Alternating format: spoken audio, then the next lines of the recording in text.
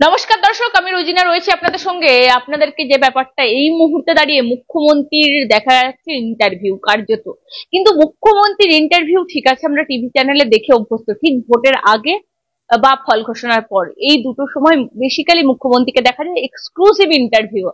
কিন্তু মুখ্যমন্ত্রীর গত এক সপ্তাহ ধরে দেখা গেল সারা শহর জুড়ে কাট আউট।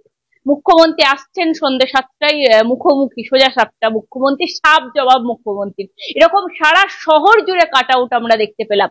কিন্তু এই মুহূর্তে দাঁড়িয়ে মুখ্যমন্ত্রী 6টা উপনির্বাচনে জয় জয়কার, কার্যত সবুজের ঝড়। তারপরেও মুখ্যমন্ত্রীকে এতটা বিজ্ঞাপনের মধ্যে থেকে, মুখ্যমন্ত্রীকে কেন বলবো, সেই চ্যানেলে বিজ্ঞাপনের মধ্যে থেকে কেন মুখ্যমন্ত্রীকে আসতে হলো? আমার সঙ্গে রয়েছেন রাজনৈতিক বিশ্লেষক বিশ্বনাথ চক্রবর্তী, স্যারের সাথে কথা বলবো। স্যার বলছি, এত পপুলারিটি মুখ্যমন্ত্রী, সদ্য উপনির্বাচন গেল, একদম সবুজের ঝড়, কার্যত আপনাদেরকে স্বীকার করতে হয়েছে এত সমালোচনার পরও মুখ্যমন্ত্রীর জয় জয়কার। বলছি সেই মুখ্যমন্ত্রীকে কার্যত দেখা গেল, মানে আমি বলছি মুখ্যমন্ত্রীকে নয়, চ্যানেল কর্তৃপক্ষ সারা শহর জুড়ে কাট আউট বিজ্ঞাপন, মুখ্যমন্ত্রী আসছে, সত্যি মুখ্যমন্ত্রী আসছে একটা ব্যাপার।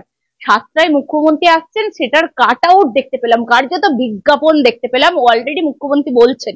আমি বলছি মুখ্যমন্ত্রীকে এতটা এরকম বিজ্ঞাপনের মধ্যে থেকে এনে এক্সক্লুসিভ ইন্টারভিউ এই মুহূর্তে দাঁড়িয়ে, মানে আমরা ঠিক বুঝতে পারলাম না 26-এর আবহাওয়া কি আগে থেকেই বোঝার চেষ্টা, 25-এ আগে? দেখো, অনেকগুলো কারণ আছে। একটা হলো যে যে কোনো চ্যানেল চাইবে যে রাজ্যের মুখ্যমন্ত্রীর ইন্টারভিউ নিতে, এক্ষেত্রেও তাই একটা কারণ। এটা সব কারণ নয়। মুখ্যমন্ত্রীরও মানে মুখ্যমন্ত্রী কাকে ইন্টারভিউ দেবেন না দেবেন সেটাও কিন্তু উনি খুব ক্যালকুলেটিভ ওয়েতে দেন। মানে মুখ্যমন্ত্রী কিন্তু মানে যে হারের মানে ইয়ে নেই, মানে শুধু হারকে কেউ যেমন পছন্দ মানে চাটে না। মুখ্যমন্ত্রী কিন্তু মানে যখন প্রয়োজন অনুভব করেন, যেভাবে অনুভব করেন, তখন তাকেই ইন্টারভিউটা দেন। আমার ব্যক্তিগত অ্যাসেসমেন্ট 3-4টে কারণ এখানে আছে। একটা হলো যিনি ইন্টারভিউ নিচ্ছেন তার একটা উদ্যোগ আছে, তার সাথে সখ্যতা আছে মুখ্যমন্ত্রীর, ফলে তিনি অ্যাক্সেস পেয়েছেন তাকে অনুরোধ করার, এবং তিনি সেই অনুরোধে সাড়া দিয়েছেন। দ্বিতীয় যেটা বিষয় সেটা আমার মনে হয়েছে যে দেখো, আরজি করের ঘটনার পরে মুখ্যমন্ত্রীর মানে ইমেজ, দেখো 6টা নির্বাচনে কিভাবে জিতেছে না জিতেছে সেটা আমরা অনেকেই জানি, কিন্তু যেটা ইম্পর্টেন্ট বিষয় সেটা হলো যে আরজি করের ঘটনার পরে মধ্যবিত্ত শিক্ষিত বাঙালি সমাজের মধ্যে ভীষণ রিজেকশন মমতা বন্দ্যোপাধ্যায়ের প্রতি এসছে। এবং সত্যি বলতে কি, 10জন লোক যদি কলকাতা শহরের বাস ট্রামে যায়, 8জন শহরই মমতা বন্দ্যোপাধ্যায়ের সমালোচনা করেন। মানে ভোটে তিনি জিততে পারেন, কিন্তু সমালোচনা তাকে প্রচন্ড পরিমাণে সহ্য করতে হচ্ছে। তাকে তিনি ভোটে জিতছেন তার কারণ বিকল্প পশ্চিমবাংলায় নেই, বিকল্প শক্তি বিজেপি নয় বা বামেরা নয়, সেই কারণেই হয়তো তিনি জিতছেন। কিন্তু মমতা বন্দ্যোপাধ্যায়ের সমালোচনা আরজি কর ঘটনার পর প্রেক্ষিতে এবং তার ভূমিকা নিয়ে তীব্র সমালোচনার তিনি সম্মুখীন হয়েছেন। ফলে একটা ইমেজ বিল্ডিং এর প্রশ্ন আছে। ফলে আরজি করের পরবর্তী পর্যায়ে একটা ইমেজ বিল্ডিং এর জায়গা থেকে মধ্যবিত্ত শিক্ষিত সমাজকে একটা বার্তা দেওয়ার সুযোগ এক্সক্লুসিভ ইন্টারভিউর মধ্য দিয়ে এসছেন। তৃতীয় যেটা আমার মনে হয় যে তুমি জানো যে দলের একটা বড় রিশাফেল উনি করলেন, দলে পুরনো পন্থীদেরকে গুরুত্বপূর্ণ পদে আনলেন। 3টে শৃঙ্খলা রক্ষা কমিটিতে কার্যত বলা যায় যে অভিষেক বন্দ্যোপাধ্যায়কে অনেক দূরে সরিয়ে তিনি পুরনো পন্থীদেরকে মানে দলের পরিচালনার ভর কেন্দ্রের মধ্যে অন্তর্ভুক্ত করলেন। ফলে দলকে যে তিনি শিখিয়েছেন, মানে একটা নাড়া দিয়েছেন, এরকম একটা অবস্থাতে তিনি পরিষ্কার কর্মী সমর্থকদের কাছে বার্তা দিতে চাইছিলেন সরাসরি, এবং কর্মী সমর্থকদেরকে তিনি বোঝাবার চেষ্টা করেছেন যে দলে তিনিই যে ভর কেন্দ্র। মুখে মুখে তো দেখো, যে কোনো নেতাকে তুমি বলবেন যে আপনি আপনি কি নেতা, সে বলবে না না না আমি তো কর্মী, আমি তো মানুষের। ফলে কিন্তু আলটিমেটলি যে মমতা বন্দ্যোপাধ্যায় অভিষেক বন্দ্যোপাধ্যায় কিছুটা ডানা ছেটেছে, সেটা তার অনুগামীদেরকে বিভিন্ন জায়গায় না স্থান দেওয়ার মধ্য দিয়েই প্রমাণিত। এবং মানে ইভেন আজকের ইন্টারভিউতে এখন পর্যন্ত যতটুকু দেখলাম, মমতা বন্দ্যোপাধ্যায় একবারের জন্য অভিষেক বন্দ্যোপাধ্যায়ের নাম সরাসরি নেননি। ফলে সব মিলে আমার মনে হয়েছে যে দলের মধ্যে তিনি আবার নিজের হাতে পূর্ণ রাশ নিলেন। এটা কর্মী সমর্থকদের কাছেও একটা বার্তা দেওয়ার চেষ্টা করেছেন। তাহলে কি দাঁড়ালো এই ইন্টারভিউর মধ্য দিয়ে? তাহলে কি দাঁড়ালো? 3-4টে কারণে ইন্টারভিউটাতে আমার ব্যক্তিগত অ্যাসেসমেন্ট। একটা হলো যে কোনো চ্যানেল কর্তৃপক্ষ চায় যে মুখ্যমন্ত্রী বা বিরোধী দলের নেতা বা প্রধানমন্ত্রী তাদের বক্তৃতা নিতে। এখানে যেহেতু চ্যানেলের যিনি প্রধান তার সাথে মুখ্যমন্ত্রীর বিশেষ সম্পর্ক আছে, সেই সম্পর্কে জোরেই হয়তো মুখ্যমন্ত্রী সাড়া দিয়েছেন। এটা খ হলো যে মুখ্যমন্ত্রী আরজি করের পরে যে তার যে ডিফেস হয়েছে, ইমেজ বিল্ডিং এর জায়গা থেকে তিনি আরজি করের পরবর্তী শিক্ষিত মধ্যবিত্ত শহুরে মানুষের কাছে একটা বার্তা দেওয়ার সুযোগ আর থার্ড যেটা আমার মনে হয়েছে যে দলের মধ্যে এতটাই পরিবর্তন এনেছেন বা অভিষেক বন্দ্যোপাধ্যায়কে কিছুটা পেরিফেরিতে বা প্রান্তিক এলাকায় সরিয়ে দিয়ে তিনি দলের পূর্ণ হ্রাস নিয়েছেন। এই অবস্থায় সর্বস্তরে কর্মী সমর্থকদেরকে খোলাখুলি বার্তা দেওয়ার জন্যই কিন্তু যে দলের এবং সরকারের তার পূর্ণ কর্তৃত্ব, এই বার্তাটাই তিনি পরিষ্কার তার ইন্টারভিউতেও কিন্তু ধরা পড়েছে। মমতা বন্দ্যোপাধ্যায় বলেন যে কথা দিয়ে কথা রাখি, আজকে বললেন তিনি আমি কথা দিলে কথা রাখি। সত্যি কি মমতা বন্দ্যোপাধ্যায় কথা দিলে কথা রাখেন? না, মমতা বন্দ্যোপাধ্যায় কথা দিয়ে একেবারেই কথা রাখেন না। মানে একদম পরিষ্কার দায়িত্ব নিয়ে বলছি, মমতা বন্দ্যোপাধ্যায় কিন্তু আমরা যখন বিরোধী মমতা বন্দ্যোপাধ্যায়কে দেখি, সব সময় উনি ডেমোক্রেসির প্রশ্নে কিন্তু মানে বলতেন যে আমি যদি ক্ষমতায় আসি তাহলে পশ্চিমবাংলাতে গণতন্ত্র ফিরিয়ে আনবো, এবং ভারতবর্ষের অন্য রাজ্যে নির্বাচন যেমন স্বচ্ছভাবে হয়, পশ্চিমবাংলায় যে রিগিং এর নির্বাচন হয়, মারধর করে নির্বাচন হয়, বুথ দখল করে নির্বাচন হয়, সেই নির্বাচন আমি বন্ধ করব। ফলে তুমি যদি 2011 সালে মমতা বন্দ্যোপাধ্যায় ইস্তেহার দেখো, তাহলে তুমি দেখবে 90% ইস্তেহারই তিনি কার্যকারী করতে পারেননি। মানে কেবলমাত্র লক্ষ্মীর ভান্ডারে কিছু টাকা দিলাম, কৃষকদের কিছু টাকা দিলাম, ছাত্রদের কিছু টাকা দিলাম, এই প্রতিশ্রুতি তো তার ছিল না। তার মূল প্রতিশ্রুতি ছিল, বা তিনি কথা দিয়েছিলেন আমাদেরকে, যে পশ্চিমবাংলায় বহুত্ববাদী গণতন্ত্র প্রতিষ্ঠা করবেন। তিনি সমস্ত রাজনৈতিক দলকে নিয়ে অন্য রাজ্যে যেমন একটা গণতান্ত্রিক পরিবেশ আছে, সেই হিংসামুক্ত গণতান্ত্রিক পরিবেশ তিনি ফিরিয়ে দিবেন। এইটা তিনি কথা রাখেননি। তিনি দ্বিতীয় কথা রাখেননি, সেটা হলো তিনি আমাদেরকে প্রতিশ্রুতি দিয়েছিলেন যে শিক্ষা প্রতিষ্ঠান থেকে অনিলায়ন দূর করবেন।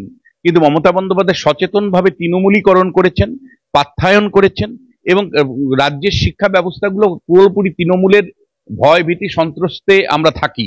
ফলে এটা হলো মানে দ্বিতীয় কথা তিনি রাখেননি, যে শিক্ষা প্রতিষ্ঠানগুলোকে পুরোপুরি দলীয়করণ করেছেন। মমতা বন্দ্যোপাধ্যায় দিনের পর দিন পুলিশ প্রশাসনের বিরুদ্ধে বিষাদগার করতেন, এবং পুলিশ প্রশাসনকে তিনি নিরপেক্ষভাবে পরিচালনা করবেন, দক্ষভাবে পরিচালনা করবেন, এই দাবিটা করতেন।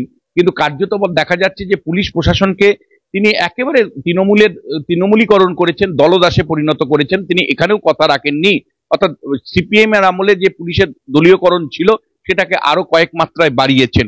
একই সাথে তিনি যেটা কথা রাখেননি, তিনি বলেছিলেন যে প্রত্যেকটা মানে যুবকের কাজ দিবেন, কিন্তু শেষ পর্যন্ত কিন্তু আমরা দেখলাম যে শিল্পের কিচ্ছু হলো না।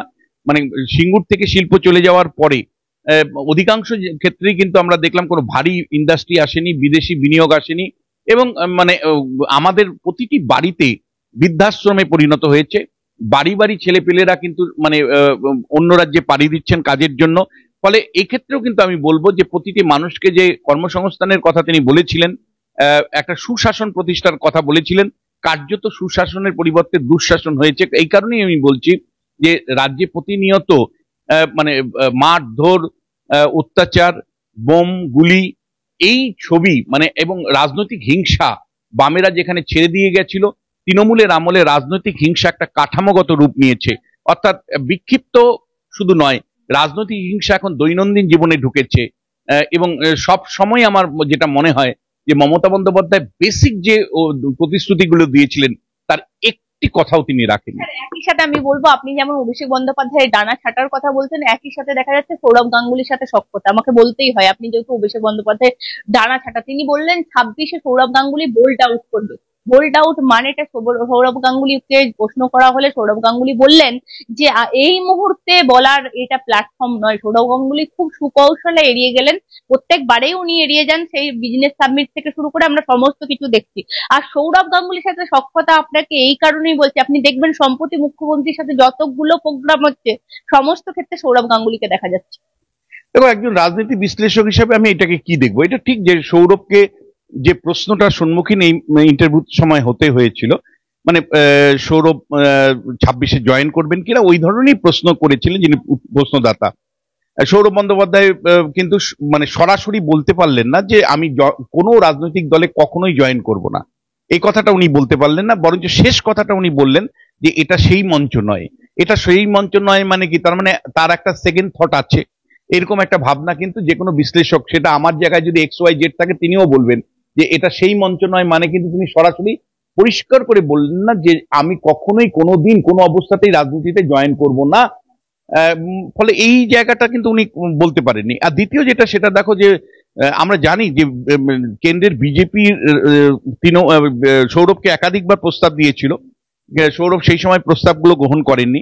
তারপরে সিএবি থেকে মানে বলা যায় কার্যত মানে সৌরভকে সরে আসতে হয়, এবং জয়শা মানে বলা যায় যে সৌরভ গাঙ্গুলিকে যেভাবে সরিয়ে দিয়েছে সেটাও বাঙালি হিসেবে আমার একেবারেই পছন্দ নয়। কিন্তু এটা ফ্যাক্ট যে জয়শা এখন পুরো কর্তৃত্ব ক্রিকেট কন্ট্রোল বোর্ডে কর্তৃত্ব করছে, ভারতীয় ক্রিকেট কন্ট্রোল বোর্ডে, এবং সেই অর্থে কিন্তু সৌরভ কিন্তু খুব মার্জিনালাইজড।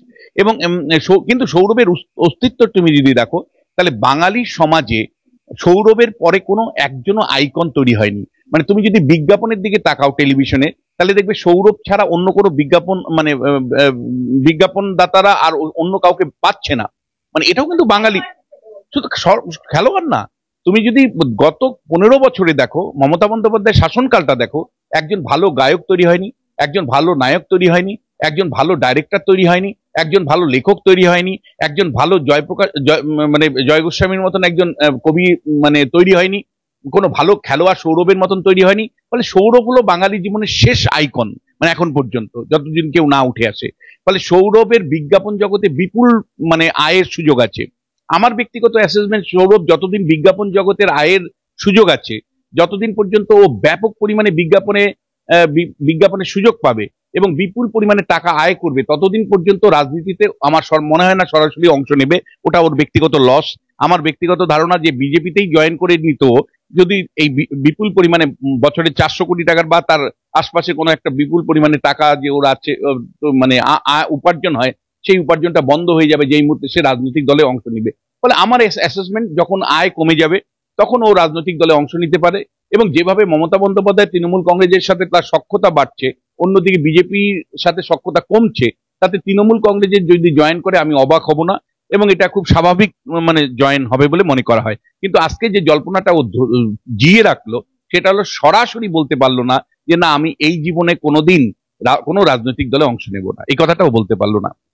স্যার একই সাথে বলছে ফিনান্স কমিশনার নাকি এখানে এসেছিল, ফিনান্স কমিশনের মুখ্যমন্ত্রীর জ্ঞান নিয়ে তারা নাকি রীতিমতো চর্চা করেছেন, প্রশংসা করেছেন, প্রশংসায় ভরিয়ে দিয়েছেন মুখ্যমন্ত্রী। তাকে মুখ্যমন্ত্রী বলেছেন আমি তাদেরকে কি বলেছি আমি সবটাই বলবো না। মুখ্যমন্ত্রী আজকে অনেক কথাই দেখলাম আমি সবটাই বলবো না বলে এমন ভাবে ঘুরিয়ে আমরা জিলেপির পেঁয়াজ দেখতে পেলাম, কিন্তু আসল উত্তর পেলাম না। প্রথমত বলবো যে দেখো, এত কমফোর্ট জোনে মুখ্যমন্ত্রী এই ইন্টারভিউটা দিয়েছেন, এত কমফোর্ট জোনে, মানে মানে না না নর্মাল আমাদের মতন লোকই যদি থাকতো, মানে ধরো আমি তোমাকে বলছি একটু আমাকে সময় দাও, সেটা হলো যে এখানে যিনি প্রশ্ন করছেন তিনি মমতা বন্দ্যোপাধ্যায়ের খুব কাছের মানুষ। এখানে যারা উপস্থিত ছিলেন তারা হয় তৃণমূলের কাউন্সিলর, মন্ত্রী, তৃণমূলের খুব কাছের লোক, তৃণমূলের অধ্যাপক, তৃণমূল ফন্ডের অধ্যাপক, আমি তাদের চিনি সবাইকে, তৃণমূলের খুব ঘনিষ্ঠ সাংবাদিক, তৃণমূলের মানে একেবারে তৃণমূলের ঘরানার যে লোকগুলো, তৃণমূলের প্রেস ক্লাবের লোকজন, ফলে এরা মানে প্রত্যেকেই তৃণমূলী ঘরানার লোক। ফলে তুমি লক্ষ্য করে দেখবে যখন কোনো সাংবাদিক প্রশ্ন করছে, তিনি কার্যত বলা যায় যে তোষামত করে করে অনেকটা তাকে সময় দিয়ে তারপরে প্রশ্নটা করছেন। কোনো যখন তোমার গিয়ে অন্য কোনো সেক্টর থেকে ধরো অধ্যাপক প্রশ্ন করছেন, তুমি লক্ষ্য করবে অধ্যাপকের প্রশ্ন কিন্তু অধ্যাপক সুলভ নয়, তাই তাকে তোষামত করে অনেকটা তোষামত করে তারপরে প্রশ্নটা করছেন। যখন একজন ডাক্তার প্রশ্ন করছেন বা অন্য কোনো পেশার লোক প্রশ্ন করছেন, খেলোয়াড় প্রশ্ন করছেন, দেখবে তুমি, বা সিনেমা আর্টিস্ট থেকে আমি দেখলাম একজন প্রশ্ন করছেন, প্রায় কার্যত আমি জানি না, আমি ওইভাবে আমি বলতে চাই না কারো নাম, কিন্তু আমি বলতে চাইছি তিনি কার্যত তৈলমর্দন অবস্থান করে মানে একেবারে বলা যায় ফ্যাটারিং করে তারপরে তার ভয়ঙ্কর ধরনের তোষামত করে তারা প্রশ্ন তুলছেন। ফলে এইটা হলো মমতা বন্দ্যোপাধ্যায় খুব কমফোর্ট জোন। এবং মমতা বন্দ্যোপাধ্যায় উত্তরগুলোর দিকে যদি মানে প্রশ্ন এবং উত্তর দিকে তাকাও, আমরা যারা বছরকে বছর মমতা বন্দ্যোপাধ্যায় ইন্টারভিউ দেখি, তাহলে মমতা বন্দ্যোপাধ্যায় সাধারণত এই ইন্টারভিউ গুলোতে ইমেজ বিল্ডিং এর কথা বলে, আহা গো তুমি কেমন আছো, অমুক কেমন আছে, তুমি মোটা হয়ে গেলে, তুমি সরু হয়ে গেলে, এই ধরনের কথাগুলো উনি বলে খুব মানুষ মানে এগুলো কমিউনিকেটিভ পয়েন্ট অফ ভিউতে ভীষণ কার্যকারী। আমি বলছি তোমাকে এটা সমালোচনার জায়গা থেকে বলছি না, আমি এটা বলছি যে উনার এটা দক্ষতা, স্কিল, যে উনি এই যে কথাগুলো বলছে, তুমি খুব রোগা হয়ে গেছো, হ্যাঁ তুমি তো পরিশ্রম করো, হ্যাঁ বাড়ির মানুষ কথা বলছে, এবং তিনি একদম মানে একেবারে পাড়া গাঁয়ের মানুষের কাছে চলে গেলেন। কিন্তু এই মানুষগুলো মানে যে অধ্যাপক প্রশ্ন তুলছেন, তিনি প্রশ্ন তুলছেন না যে দিদি 2019 সালের পর থেকে প্রায় 2200 কোম্পানি পশ্চিমবাংলা থেকে চলে গেল, একদম সেটা রেজিস্টার্ড হয়েছে লোকসভায় প্রশ্ন উত্তরের মাধ্যমে যে 2200 কোম্পানি পশ্চিমবাংলা 2227টা কোম্পানি পশ্চিমবাংলা থেকে যে দিদি চলে গেল, তাহলে আমার আপনার ঘরের ছেলেমেয়েরা চাকরি পাবে কোথার থেকে? এই প্রশ্নটা কিন্তু অধ্যাপক করলেন না, কারণ সেই অধ্যাপক তৃণমূল কংগ্রেসের সাথে যুক্ত আছে, ফলে তিনি নরম করে মানে তাকে মানে যেরকম করে তোষামোদি করতে যে প্রশ্নটা করতে হয়, আমাদের কিন্তু আমাদের এখানে নরেন্দ্র মোদী থাকলেও যে প্রশ্ন থাকবে চোখা, মমতা বন্দ্যোপাধ্যায় থাকলে প্রশ্ন থাকবে, প্রফেশনাল লোক প্রফেশনালি প্রশ্ন আমরা করব। যেমন প্রশ্ন চাইছে, আপনি দেখবেন আজকে মমতা বন্দ্যোপাধ্যায়ের ইন্টারভিউ সোশ্যাল মিডিয়ায় আপনারা যদি কমেন্ট বক্স একটু চেক করেন, আমি দেখছিলাম কবে এসএলএসটির লিস্ট বেরোবে, কবে এসএলএসটি হবে, কবে টেট হবে, দিদি কবে চাকরি পাবো, দিদি অসংখ্য কমেন্ট আপনাকে আমি দেখাতে পারি সোশ্যাল মিডিয়ায়, দিদি কবে চাকরি পাবো, দিদি কবে প্রাইমারি চাকরিটা পাবো, অসংখ্য। ওই প্রশ্নগুলো কি আসল প্রশ্ন ছিল মনে হচ্ছে স্যার? একেবারেই তাই, মানে ধরো আমরা যারা অধ্যাপক, ওখানে যারা অধ্যাপক ছিলেন তারা ক্লাসরুমে কি দেখেছে যে ছেলেগুলো পাশ করে সব আমাদের বেকার হয়ে পড়ে আছে, নাহলে বাইরের রাজ্যে চলে যেতে হচ্ছে, না হলে মানে এমএ পাস করার পর একটা ছেলে ঠিক মতন চাকরি হচ্ছে না, ফলে ওই চাকরির প্রশ্ন, বেকারত্বের জ্বালা নিয়ে কিন্তু কোনো প্রশ্ন ওখানে নেই, ওখানে কেবলমাত্র তৈলমর্দন করার মতন যে প্রশ্নগুলো সেগুলো ছিল। কিন্তু কমেন্ট বক্সটা দেখছিল না স্যার? আমরা তো ইন্টারভিউ এখন যেমন লাইভ চলছে, আপনার কমেন্ট বক্সে আমরা দেখি প্রশ্নও নেই, সেটা অপ্রিয় প্রশ্ন হতে পারে, আমি বলছি কারো চোখ কি কমেন্ট বক্সের দিকে যাচ্ছিল না? দেখো, আমি ইন্টারভিউ নিয়ে আমি কিছু বলতে চাই না, আমি দেখো বলতে চাই যে মমতা বন্দ্যোপাধ্যায় একটা কমফোর্ট জোনে ইন্টারভিউ দিলেন। এই কমফোর্ট জোনের ইন্টারভিউ কতটুকু জার্নালিস্টিক ইন নেচার আর কতটুকু মানে ইমেজ বিল্ডিং এর জায়গা থেকে ইন্টারভিউ, সেই প্রশ্নটা কিন্তু একজন ক্রিটিক্যাল লোক হিসেবে আমি অবশ্যই তুলবো। একই সাথে তোমায় আমি বলতে চাই যে ফিনান্স কমিশন নাকি মমতা বন্দ্যোপাধ্যায়কে প্রশংসা করেছেন। দেখো, যে দিল্লির থেকে যে ফিনান্স কমিশন আসে তারা কেবলমাত্র মানে সুসম্পর্ক রক্ষা করে চলে যায়, আর মমতা বন্দ্যোপাধ্যায় এবং finance commission, I don't believe so. Mamata Bandyopadhyay যে কোনো স্ট্যাটিস্টিক্স বলতে গেলে 5টা বললে 3টে ভুল বলেন, পরিষ্কার 5টা মানে তথ্য উনি যদি কখনো বলেন তার মধ্যে 3টে ঠিক মতন বলতে পারেন না। মানে আমি তোমায় বলছি, মানে আমার কখনোই মনে হয় না যে ফিনান্স কমিশনের কোনো এক্সপার্ট মানে মমতা বন্দ্যোপাধ্যায় অর্থনীতি বোঝেন এই কথাটা বলেছেন, বা অর্থনীতি নিয়ে তার জ্ঞান আছে, বা অর্থনীতির ডেটাগুলো তিনি মানে নখদর্পণে, আই ডোন্ট বিলিভ সো। কিন্তু দেখো, মানে যারা দিল্লির থেকে ফিনান্স কমিশনের লোকজন আসে তারা সাধারণত রাজ্য সরকারের সাথে অত্যন্ত সখ্যতা বজায় রেখে হাই হ্যালো কেমন আছেন, আপনার মতন লোক হয় না, এইভাবে বলেই তারা কিন্তু একের পর এক রাজ্য সফর করে বেরিয়ে যান। এক্ষেত্রে সেরকমই একটা সম্ভাবনার কথা কিন্তু আমি বলার সম্ভাবনাই দেখতে পাচ্ছি। দেখো, আমি খুব পরিষ্কার কথা বলতে চাইছি যে মমতা বন্দ্যোপাধ্যায় পাবলিক পালস বোঝেন, বলে আমি কিন্তু ওনার প্রশংসা করব যে পাবলিক পালসের কনটেক্সটেই কিন্তু তিনি আজকের কথাগুলো বলবার চেষ্টা করেছেন। মূল সমস্যাগুলো নিয়ে তিনি কিন্তু একেবারেই তার ইন্টারভিউতে কোনো মানে মুখই খোলেননি। মানে মানে কেউ যদি এই প্রশ্নটা করে যে দিদি 67% মানে কেরোসিন তেল কেন পশ্চিমবাংলার মানুষ শুধু ব্যবহার করে, 67% কেরোসিন তেল ব্যবহার করার ইস্যুটা লোকসভায় প্রশ্ন উত্তরের মাধ্যমে রেজিস্টার্ড হয়েছে, ফলে এই নয় যে ভাষা ভাষা কথা। তাহলে আপনার রাজ্যে এত গরিব মানুষ যে ভারতবর্ষের মোট ব্যবহৃত কেরোসিন তেলের 67% পশ্চিমবাংলার গরিব মানুষরা ব্যবহার করেন, তার মানে আপনার ইলেকট্রিফিকেশন হয়নি, তার মানে আপনার ইলেকট্রিসিটির মানে ব্যবহার গ্রাম অঞ্চলে গরিব মানুষ করছে না, তারা কুপি ধরিয়ে বা হেরিকেন দিয়ে চলছে। তাহলে আপনার ইলেকট্রিফিকেশন কোথায় গেল, গরিব মানুষের মানে ইলেকট্রিফিকেশন কোথায় গেল বাড়িগুলোতে? তাহলে এই প্রশ্নটা কিন্তু তখন আসতে বাধ্য যে 67% কেরোসিন তেল যে রাজ্যে চলে সে রাজ্যের আর্থিক অবস্থা কোন পর্যায়ে আছে। এই ক্রিটিক্যাল প্রশ্নটা কিন্তু আমি অধ্যাপকের কাছে আশা করেছিলাম, এই ক্রিটিক্যাল প্রশ্নটা কিন্তু অধ্যাপকরা করতে পারে। ইউটিউব দেখেন, যদি দেখেন নিশ্চয়ই পরে আপনি উত্তর পেয়ে যাবেন। উনি বলেছেন যতজন আমার সমালোচনা করে আমি রাতে গিয়ে দেখি, এগুলো বাদ দিন, আমি অবশ্যই দেখি। বলছি স্যার, এই ক্রিটিক্যাল প্রশ্নটা আরেকটা, উনি বাম আমলের ঋণ শোধ করছেন, আপনি আর্থিক ব্যবস্থাটা বোঝেন না? বাম আমলের ঋণ শোধ করেও উনি এবারেও 75,000 কোটি টাকা শোধ করবেন বলে। দেখো, বাম আমলে যেখানে ঋণটা রেখে গিয়েছিল সেটা হলো 1947 সালের পর থেকে প্রতি বছর ঋণ ধরে ধরে ধরে ধরে 2 লক্ষ কোটি টাকা, আমি যদি রাফলি বলি 2 লক্ষ কোটি টাকা, উনি নিজেও বললেন।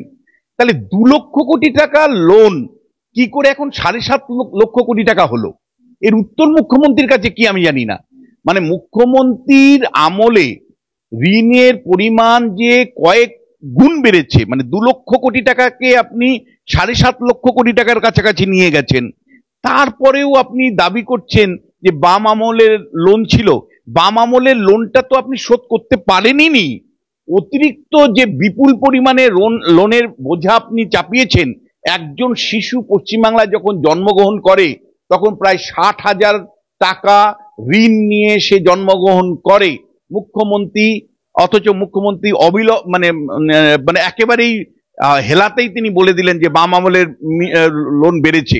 বাম আমলের লোন যেখানে ছিল সেটা থেকে যে আপনি কয়েক গুণ লোন বাড়িয়েছেন এবং একটা শিশু জন্ম নিচ্ছে 60,000 টাকার ঋণ নিয়ে, এই দুরবস্থাটা তো বাম আমল রেখে যায়নি। কিন্তু আপনি তারপরেও আমি দেখছি আপনি নিজের দোষ দেখতে পারেন না, নিজের ভুল দেখতে পারেন না, নিজের ত্রুটি দেখতে পারেন না, শুধু আমিত্ব আমিত্ব আমিত্ব। অথচ আপনি দেখো, মমতা বন্দ্যোপাধ্যায় একটাই পোস্ট, বাকি সব ল্যাম্প পোস্ট। মমতা বন্দ্যোপাধ্যায় নিজের ডান হাতটাকেও বিশ্বাস করেন না।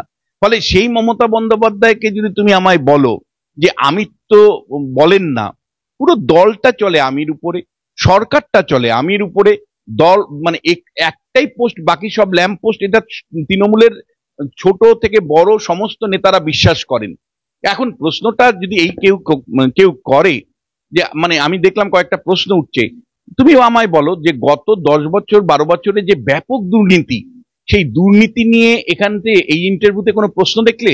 এই প্রশ্নটা কেউ কি করেছে যে দিদি দিনের পর দিন দুর্নীতি যেভাবে উঠে আসছে, দুর্নীতি কি তাহলে বাঙালি জীবনে একটা সংস্কৃতি হয়ে উঠলো, বাঙালি জীবনের অঙ্গ হয়ে উঠলো দুর্নীতি? বা দুর্নীতির ফলে কি গরিব মানুষদের সবচেয়ে বেশি দুরবস্থা তৈরি হলো? বা দুর্নীতি ফলে কি মানে বাঙালি সংস্কৃতির মধ্যে একটা ব্যাপক, রাজনৈতিক সংস্কৃতির মধ্যে একটা ব্যাপক পরিবর্তন আসলো? কেন আমরা দুর্নীতির বিরুদ্ধে লড়াই করতে পারছি না দিদি? এই প্রশ্নটা কেন একজন উপস্থিত ওই ইন্টারভিউতে যারা ছিলেন, আমি বারবার বলছি, বিখ্যাত সব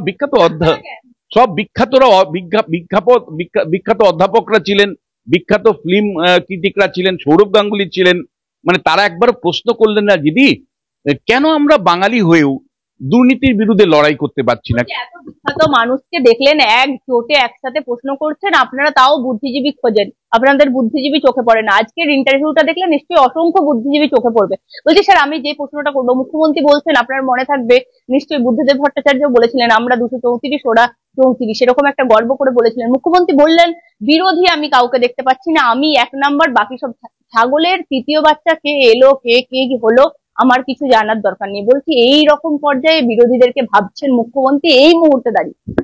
দেখো, এটা মমতা বন্দ্যোপাধ্যায়ের সাথে আমি কিছুটা একমত, আমি কিছুটা কেন অনেকটাই একমত। আমিও ব্যক্তিগতভাবে মনে করি যে পশ্চিমবাংলায় এই মুহূর্তে বিরোধী রাজনৈতিক দল নেই। আমিও ব্যক্তিগতভাবে একাধিক সময় তোমার চ্যানেলে বলেছি যে বিজেপি নামক দলটা আছে তাদের সাথে 35% সংখ্যালঘু মুসলমানরা নেই, আর মুসলমানদের ভোটটাকে নিয়েই তৃণমূল কংগ্রেস অনেক দূরে এগিয়ে যাচ্ছে। ফলে আমি ব্যক্তিগতভাবে মনে করি যে বামেরা এখনো শীত ঘুমে রয়েছে, বামেদের নেতা নেই, বামেদের কর্মসূচি নেই, বামেদের কোনো মানে ক্ষমতায় আসার মতন কোনো শক্তি নেই। আবার একই সাথে বিজেপি নামক যে দলটা, তার দুটো সমস্যা যেটা আছে, একটা হলো কেন্দ্রের বিজেপি রাজ্যের তৃণমূলের সাথে সখ্যতা বাড়িয়ে চলছে।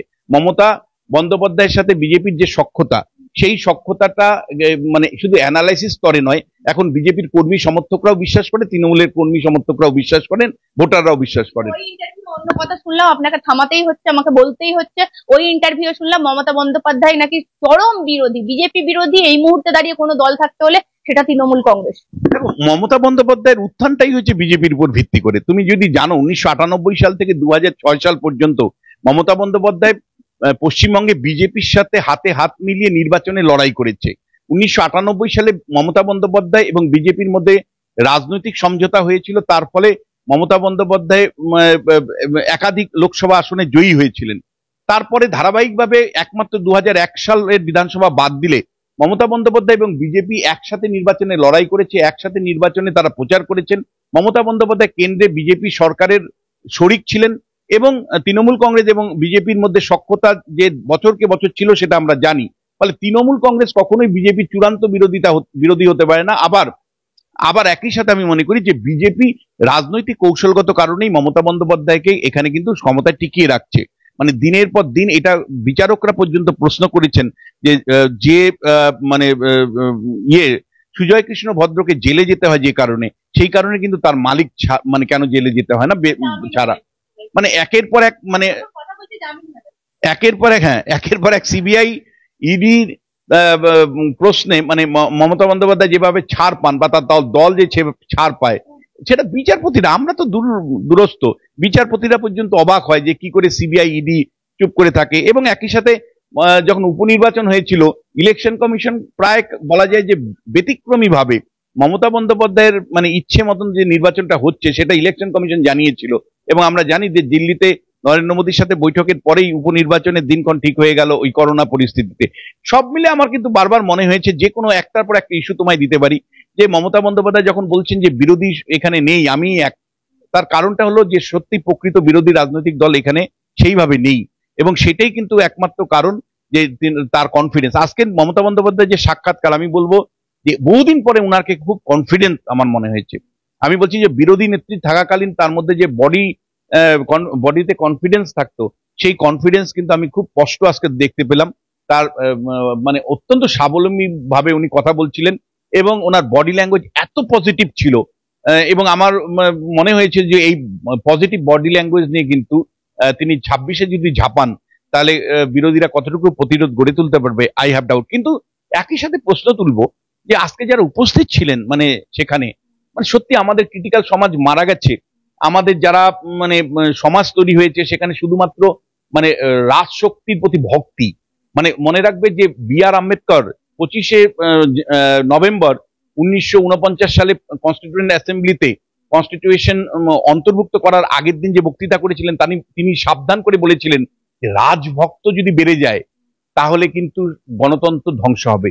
আমি আজকের ইন্টারভিউতে যেভাবে অধ্যাপক, ডাক্তার, তারপর তোমার ইয়ে চিত্র অভিনেতা, চলচ্চিত্র অভিনেতা থেকে শুরু করে সমাজে বিভিন্ন যে মানুষের মধ্যে যে রাজভক্তি দেখতে পেলাম, মমতা ভক্তি দেখতে পেলাম, এটা ভয়ঙ্কর। আমি তোমায় বলছি যে কোনো ডেমোক্রেসিতে একটা ক্রিটিক্যাল কোশ্চেন মানুষ এক্সপেক্ট করে, কিন্তু আমি যেটা দেখতে পেলাম অত্যন্ত অতিরিক্ত মানে ভক্তদের উপস্থিতি এবং রাজভক্তিমূলক কথা বলে। আসলে কি হয় জানো তো, এই যে সখ্যতা, এই যে রাজভক্তিমূলক প্রশ্ন করা, ক্রিটিক্যাল প্রশ্ন না করা, তোষামধিকারে প্রশ্ন করা, তার মধ্য দিয়েই সখ্যতা বাড়ায়, তার মধ্য দিয়েই একজন অধ্যাপক উপাচার্য হন, একজন মানে চিত্র পরিচালক নানা রকম সুযোগ সুবিধে বিভিন্ন কমিটিতে ঢোকেন, একজন ডাক্তার তার সুবিধে মতন জায়গায় ঢোকেন। ফলে এটা আমি তোমাকে বলছি যে পশ্চিমবাংলাতে যেটা দাঁড়াচ্ছে সেটা হলো গণতান্ত্রিক স্তরটা কিন্তু কমে যাচ্ছে, ক্রিটিক্যাল মাস কমে যাচ্ছে, আর ক্রিটিক্যাল মাস ছাড়া কিন্তু গণতন্ত্র টিকতে পারে না। সত্যি বলছি, আমি অত্যন্ত ক্ষুদ্র চ্যানেল আমাদের বঙ্গ টিভি, আপনাকে যদি বলি সম্প্রতি বলছি একটা ডিরেক্টর 2 বছর কাজ পায়নি, তার সহধর্মিনী তিনি গীতা এলএলবি বলে একটা সিরিয়াল করেছে, পপুলার সিরিয়াল, মুখ্যমন্ত্রী তো সিরিয়াল দেখেন, বলছি আমি মুখ্যমন্ত্রীর কথা ছেড়ে দিলাম, যে অভিনেতা এত তোষামোদ করছিলেন তিনি দেখলেন না তিনি চপ ভাজছেন রাস্তায়, ফুটপাতে চপ ভাজছেন, শুধু আমরা কেন অনেকে স্টোরি করে এনেছে এই মুহূর্তে দাঁড়িয়ে, বলছি তিনি চপ ভাজছেন, বলছে 2 বছর কাজ পায়নি, পিসির ভাই হিসেবে আমি এই দায়িত্ব নিয়ে নিয়েছি, মুখ্যমন্ত্রী দিদির ভাই হিসেবে আমি এই দায়িত্ব নিয়েছি, অয়ন সেনগুপ্ত চপ ভাজছেন, বলছি কি মানে ইনারা কি দেখতে পান না সত্যি বাস্তবের মাটিতে পা দিয়ে চলেন না? আর আপনি রাজভক্তির কথা বলছেন স্যার, আমি বলছি আপনি যখন বাজার যান, আলুওয়ালা থেকে শুরু করে, আমি বলছি যারা আলু বিক্রেতা তাদেরকে থেকে শুরু করে, যারা রিক্সা চালক তাদের থেকে শুরু করে, যারা চাষি ভাই রয়েছে তাদের থেকে শুরু করে, আপনি কি শুনেন স্যার? বিরোধী কথা শুনেন না মমতা বন্দ্যোপাধ্যায়ের সপক্ষে কথা শুনেন? আজকে বাস্তবটা বলুন তো, যারা ওখানে উপস্থিত ছিলেন তারা কতটা মানুষের সাথে কানেক্ট করে আমি জানি না, আপনাকে জিজ্ঞাসা করি। না দেখো, মানে প্রথম প্রশ্নটা হচ্ছে যে ভোটে জেতা, ভোটে তো মানে বামেরাও বছরকে বছর জিতেছে, মানে মরিচ ঝাঁপির ঘটনার পরেও বামেরা জিতেছে, বিজন সেতুর ঘটনার পরেও বামেরা জিতেছে, বানতলার ঘটনার পরেও বামেরা জিতেছে। ভোটে জেতার একটা নিশ্চয়ই অঙ্ক আছে, কিন্তু গণতন্ত্র তো সংখ্যাগরিষ্ঠের শুধু নয়, গণতন্ত্র তো সংখ্যা লঘিষ্ঠের জন্য।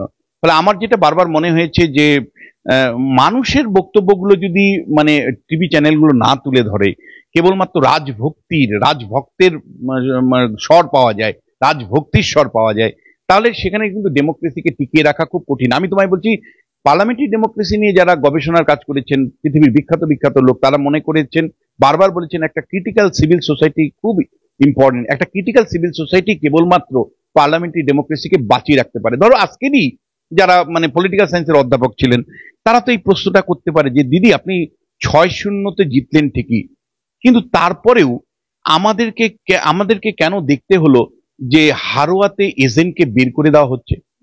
কেন আমাদেরকে দেখতে হলো দিদি যে মানে বিরোধী প্রার্থী পরাজয়ের পরের দিন তার বাড়িতে গিয়ে মানে একের পর এক গাছ কেটে দেওয়া, বাড়িঘর তছনছ করে দেওয়া? ইভিএম এর ব্ল্যাক টেপ কেন দেখতে হলো দিদি?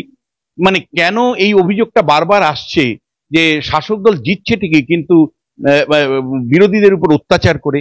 কেন বুথ মানে বুথের পর বুথ এজেন্টকে বের করে দেওয়া হলো একটার পর একটা মানে কনস্টিটিউয়েন্সিতে? এই প্রশ্নগুলোই তো প্রশ্ন, এগুলোই তো ডেমোক্রেটিক প্রশ্ন, যে আপনাদের জেতা নিয়ে আমাদের কোনো সংশয় নেই।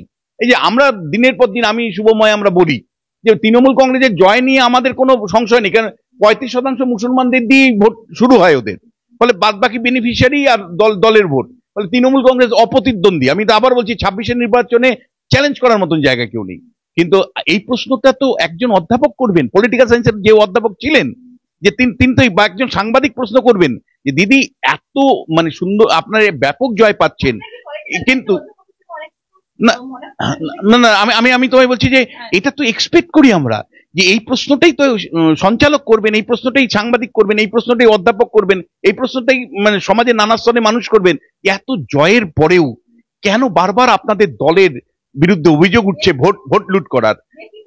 মুখ্যমন্ত্রী হলুদ গুঁড়োর সাথে তুলনা করছেন, কি হলুদ গুঁড়ো হতে চান কেন? না দেখো মানে আমি আবার তোমায় বলছি যে এটা কিন্তু মানে সেদিন আমি খুব কষ্ট পাবো যদি সব চ্যানেলগুলো দেখি রাজভক্ত হয়ে গেছে। আমি যদি দেখি যে সুমন দেব রাজভক্ত হয়ে গেছে তাহলে আমি ভীষণ কষ্ট পাবো, আমি সেদিন হয়তো এবিপি আনন্দে যাবই না।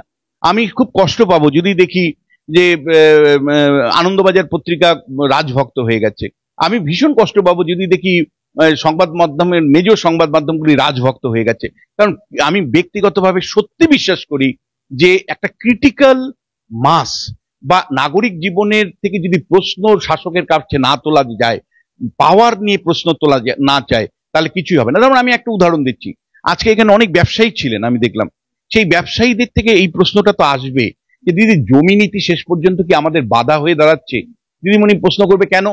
তখন সঙ্গে সঙ্গে এই প্রশ্নটা তো আসবে যে আমাদের একেবারেই দক্ষিণ 24 পরগনাতে তুমি জানো যে তেলের সন্ধান, উত্তর 24 পরগনাতে তেলের সন্ধান পাওয়া গেছে।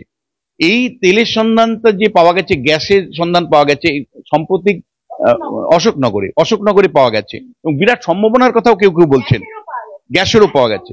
এই প্রশ্নটা তো পার্লামেন্টে উঠেছে যে কেন গ্যাস প্রকল্পটা বন্ধ হয়ে গেল রাজ্য সরকারের অসহযোগিতায়, জমি না দেওয়ার জন্য। এই কি কারণে মানে আমরা অশোকনগরে একটা বিরাট সম্ভাবনা গ্যাস এবং পেট্রোলিয়াম উৎপাদনের যে সুযোগ ছিল অশোকনগরে, সেইখানে হঠাৎ করে বন্ধের কারণ কি? কে দায়ী? আপনি আইকন বললেন, সৌরভ গাঙ্গুলি তো এখন বিজনেসম্যান, তিনিও তো প্রশ্নটা করতে পারতেন স্যার, যাকে বাঙালির আইকন বললেন।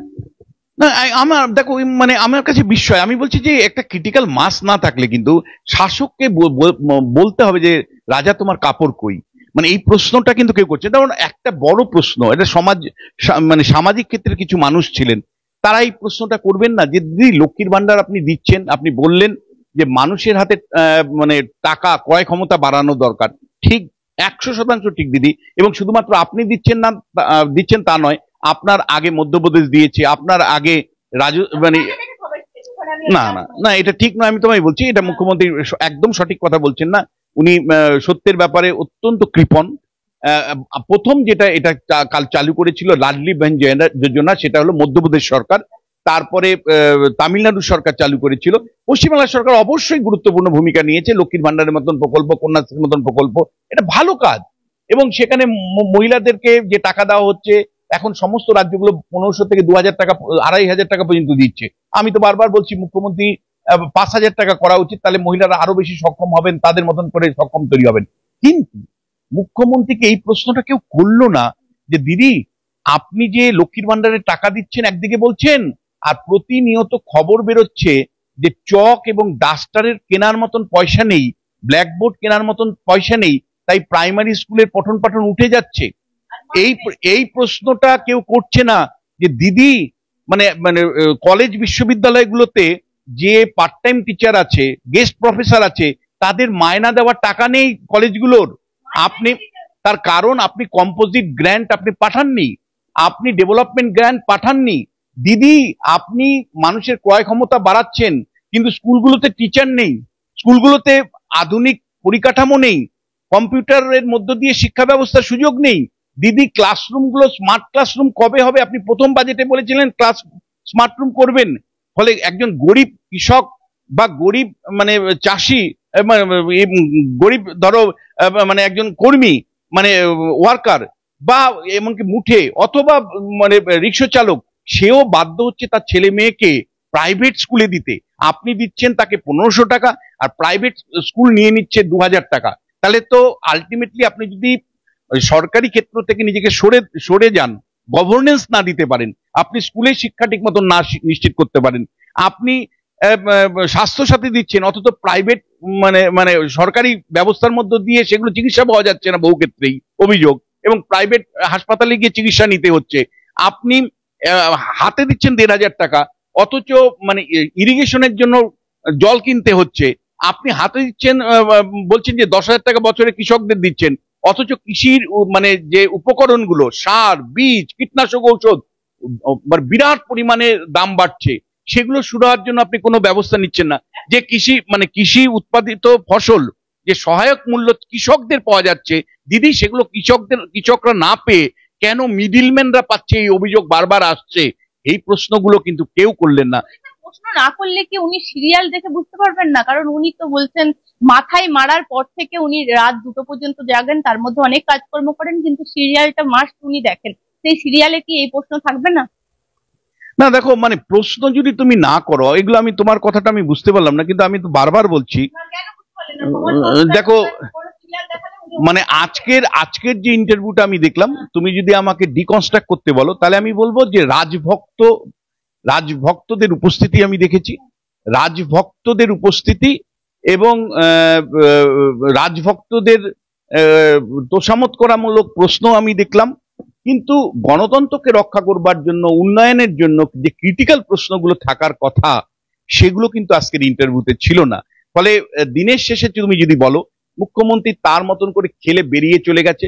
এই পুরো মানে যদি ইন্টারভিউটা দেখো, তাহলে মুখ্যমন্ত্রীকে আমি 100তে 100 দিব। একজন রাজনীতিবিদ তো চাইবেই, একজন রাজনীতিবিদ চাইবেন যে কোনো ক্রিটিক্যাল প্রশ্ন না নিতে। একজন আমি এখানে একটু অমত হবো আপনার সঙ্গে একদম। আমি বলছি, আমরা দেখলাম নরেন্দ্র মোদী সম্প্রতি এবিপি আনন্দে বসেছিলেন, সেখানে কিন্তু সুমন দেও উপস্থিত ছিলেন।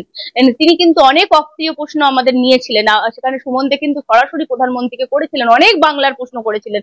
বলছি এই ক্ষেত্রে নরেন্দ্র মোদী কিন্তু সময় দিয়েছিলেন, বা উনি জানতেন যে বিপক্ষ প্রশ্ন আসবে, যেহেতু সুমন দে ছিল, আমাদের বাংলা থেকে একটা আশাই ছিল অনেক রকম বাংলা নিয়ে প্রশ্ন করবে, তিনি কিন্তু করেছিলেন সেম সেম সমস্ত প্রশ্ন।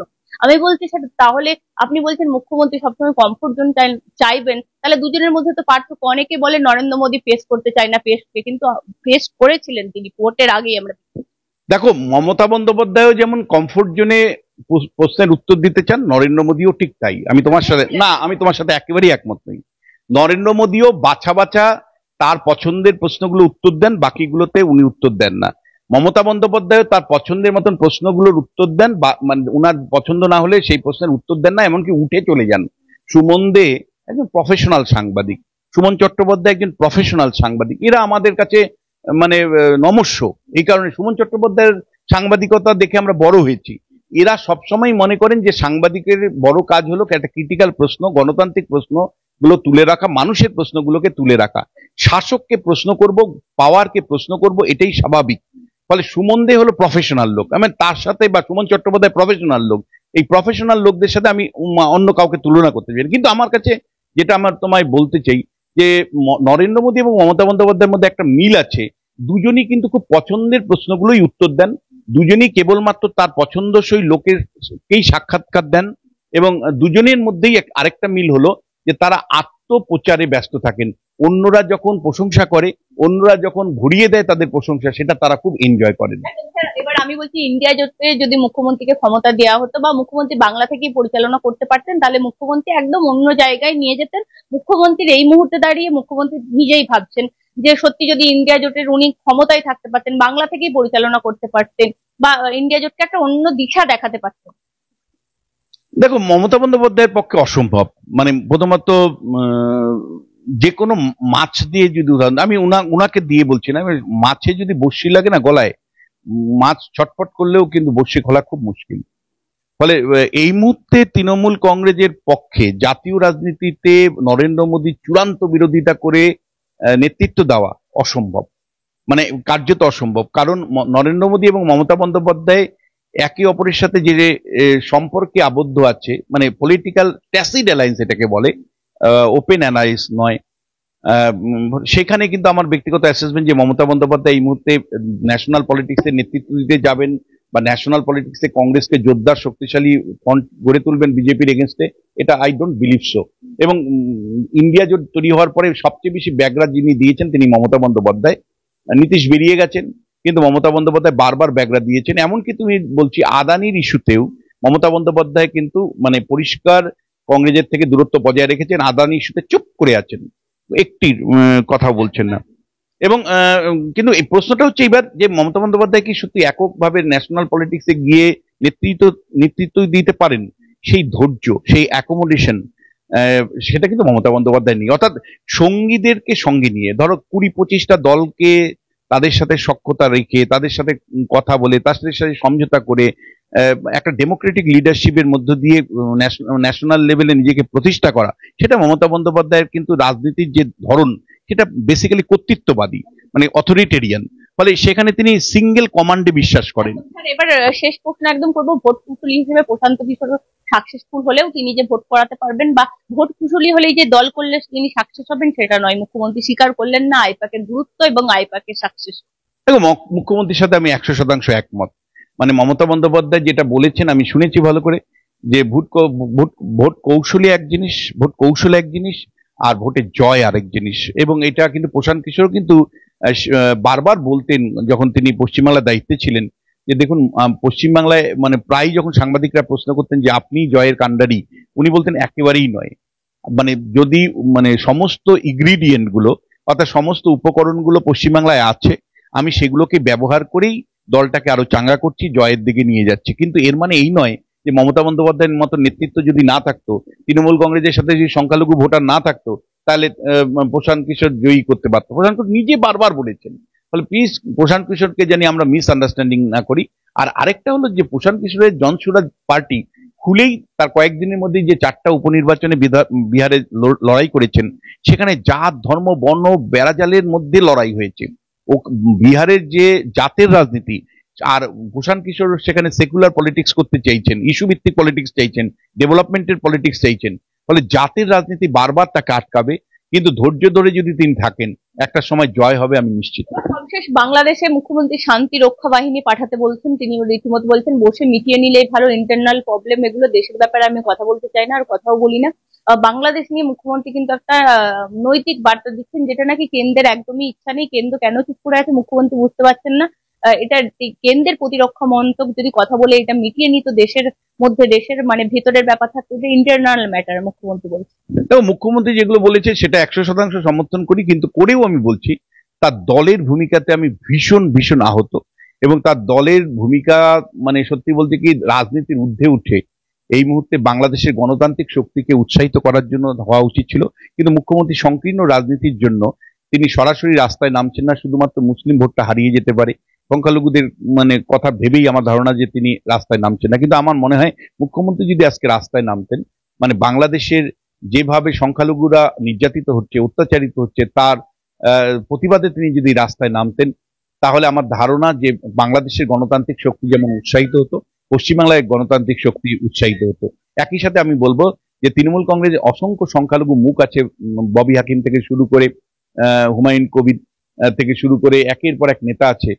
তারা কেন বাংলাদেশের সংখ্যালঘুরা যখন নির্যাতিত তখন পশ্চিমবাংলায় একটা মিছিল করতে পারছে না, কেন একটা সহমর্মিতা দেখাতে পারছে না? ববি হাকিমের কাছে প্রশ্ন যে দিনের শেষে কিন্তু মানুষ হওয়া খুব কঠিন হলো।